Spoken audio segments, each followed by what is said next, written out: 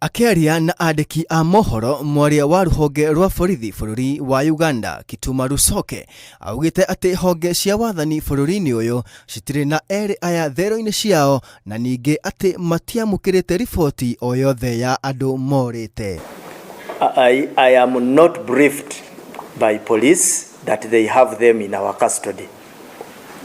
So at the moment I don't have any information to the effect that they are in police custody.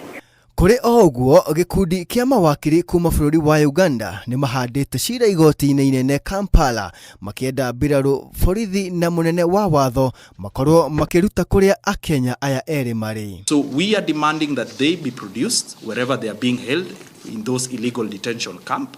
We are ready and willing to defend them if, and as I've said, in the unlikely event there are any charges, because as far as we are concerned, these are Kenyans who are exercising their freedom of movement and of association, and as per the East African Treaty, that is something that is allowed, and there is nothing illegal in having such activities. Gikundi gĩa gũtetera ihoto cia ũmũndũ marĩ ũnyitanĩri-inĩ na mawakiri gũkũ bũrũri-inĩ nĩ magirĩkĩte nĩ amu atĩ ona thengia wa Akenya gũikia kĩrĩro kĩao erĩ aya matirĩ maronekana kũrĩa marĩ, ũndũ ũrĩa metĩte ta kwagarara watho wa bũrũri wa Uganda na wa kĩmabũrũri wĩgĩmainie na ihoto cia ũmũndũ.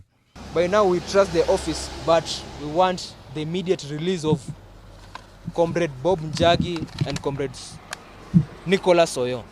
Nĩ morĩtie thirikari ya Kenya mahũthĩre njĩra ciothe mangĩhota cia ũiguano nĩguo gũtigĩrĩra atĩ Bob na Nicholas nĩ marekererio, gũkũ magĩkũĩra atĩ Bob na Nicholas maya gũkorwo manyitĩtwo mĩgwate na makaigwo nyũmba-inĩ cia mbirarũ. So we tell the Kenyan government that this issue must be handled by them. So we'll exhaust all mechanisms. If it means we'll go to the International Court of Justice to have the two comrades released. Ngĩribotera Inooro TV, njĩtagwo Dan Chege.